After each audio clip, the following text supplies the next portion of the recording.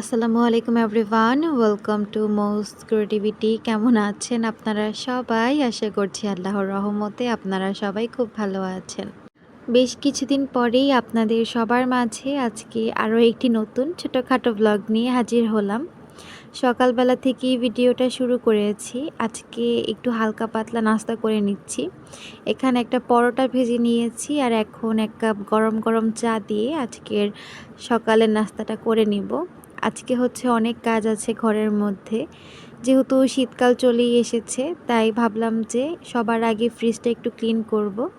তার আগে হচ্ছে নাস্তাটা করে ভাতটা হচ্ছে বসিয়ে দিব ভাবছি। এর কারণ হলো ভাতটা যদি বসিয়ে দিই আর এর মধ্যে হচ্ছে ভাতটা হতে থাকবে আর আমি হচ্ছে আমার বাকি কাজগুলো করে ফেলবো। আজকে যেহেতু নর্মাল দিনের তুলনায় অন্যান্য কাজগুলো একটু এক্সট্রা করছি, সেজন্য ভাবলাম যে ভাতটা বসিয়ে দিয়ে তারপরে কাজে হাত দিব।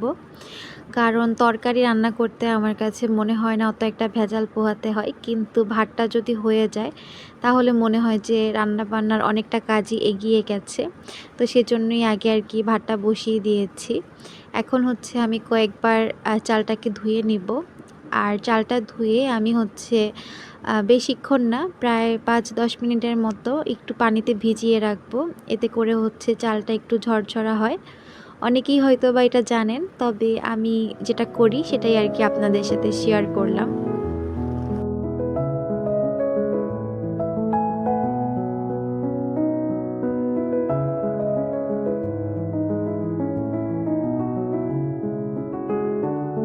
চালটা আমার ধোয়া হয়ে গেছে, কিছুক্ষণ ভিজিয়ে রেখেছি। এই ফাঁকে কিচেনের কিছু টুকটাক কাজ ছিল, ওইগুলোই একটু গুছিয়ে নিচ্ছি। আমাদের বাসাতে হলো নুডলসটা একটু বেশিই খাওয়া হয়। আর এই মাসে হচ্ছে বাজার করা হয়েছিল, তখন হচ্ছে নুডলসের প্যাকেটটা খুলে আর জায়গা মতো রাখা হয়নি। তো আগের কয়েকটা প্যাকেটে নুডলস ছিল, ওইগুলো হচ্ছে ম্যাগির নুডলস। আর এবার মিস্টার নুডলস আনা হয়েছে। পাশের ঝুড়িটার মধ্যে সবগুলো নুডলস ছিল না, তাই এই বক্সটার মধ্যেও কয়েকটা রেখে দিয়েছি। আর একটা লবণের প্যাকেট ছিল, এক্সট্রা ছিল এটা, তো ভাবলাম যে হাতের কাছেই রেখে দেই, কয়েকদিন পরে এমনিতেও একটা প্যাকেট নামাতে হবে। লবণের কৌটায় লবণ প্রায় শেষের দিকে, তো সেজন্যই এই নুডলসের ঝুড়িটাতে রেখে দিলাম। তো এইগুলো হচ্ছে একটা পাশে রেখে এই জায়গাটা একটু হালকার উপরে গুছিয়ে নিয়েছি। আর এর মধ্যে ভাতটাও বসিয়ে দিলাম। ভাতটা বসিয়ে মনে হচ্ছে একটা বড় কাজ হয়ে গেছে। ভাত হয়ে গেলে তরকারি হতে বেশিক্ষণ টাইম লাগে না। তো ভাতটা হতে থাকুক আর এখন হচ্ছে আমি আমার কাজ শুরু করি। প্রথমেই হচ্ছে ফ্রিজটা ধরেছি। ফ্রিজে যে নরমালটা, এটা হচ্ছে একদম ময়লা হয়ে অবস্থা খারাপ, আপনারা হচ্ছে ভিডিওতে দেখতে পাচ্ছেন। সত্যি বলতে যেদিন কাজের চাপ অনেক বেশি থাকে সেদিন সব কিছু একদম ডিটেলসে শেয়ার করা পসিবল হয় না। সেই জন্য অফ ক্যামেরাতেই আমি যে ড্রয়ারটা আছে নর্মাল ফ্রিজে আমরা যেখানে সবজি রাখি, সেই ড্রয়ারটা এবং অন্যান্য যে পার্টগুলো আছে এগুলো খুলে ধুয়ে ফেলেছি। আর ফ্রিজটাকে হচ্ছে 3টা স্টেপে আমি মুছে নিয়েছি। প্রথমে হলো স্ক্রাবার দিয়ে ভালো মতন যেই জায়গায় দাগ ছিল বা ময়লা বেশি ছিল ওই জায়গাটা সহ পুরো ফ্রিজটাই একটু ভালো করে মেজে নিয়েছিলাম। এরপরে একটা শুকনা ন্যাকড়াকে ভিজিয়ে 2 বার করে আর কি মুছে নিয়েছি।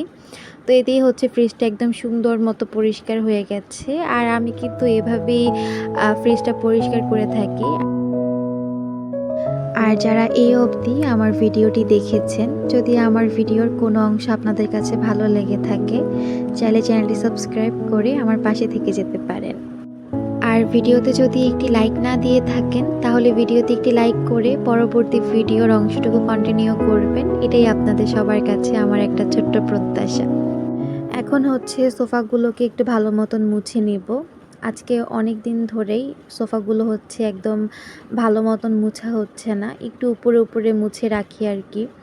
আসলে কলেজ থেকে এসে আমার একদমই ভালো লাগে না যে উম, এতগুলো কাজ করি। কোনো রকমে যতটুকু একদম করতেই হবে অনিবার্য ওইটুকুই করে রাখি। তো এখানে হচ্ছে আমি আমাদের যে কুশনগুলো ছিল, সোফাগুলো মুছে ফেলেছি, অফ ক্যামেরাতেই সবগুলো সোফা মুছে ফেলেছি।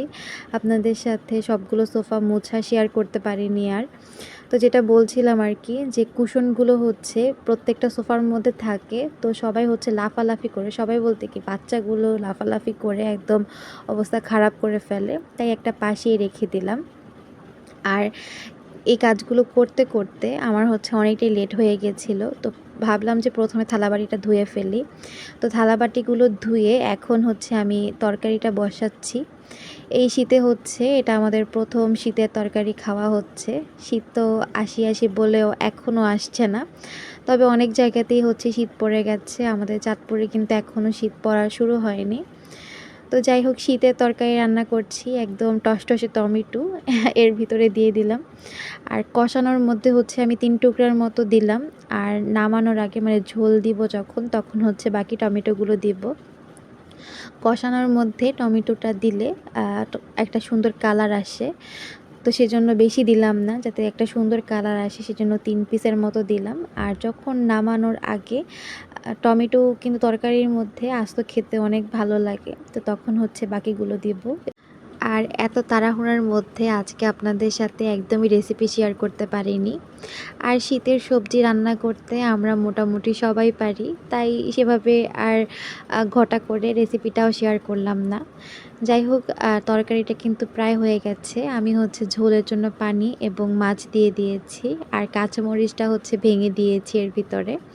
এখন হচ্ছে আমি ঢেকে এটাকে একটু শুকিয়ে নেব, আর নামানোর আগে হচ্ছে ধনেপাতা দিয়ে দেব। এই ছিল আমার শীতের সবজি রেসিপি। কথা আর না বাড়িয়ে এই সুন্দর আকাশটা দেখতে দেখতে আপনাদের সবার কাছ থেকে বিদায় নিয়ে নিচ্ছি। সবাই ভালো থাকবেন, সুস্থ থাকবেন। দেখা হচ্ছে নতুন কোনো ভিডিওতে। সবাইকে আজকের জন্য আল্লাহ হাফেজ।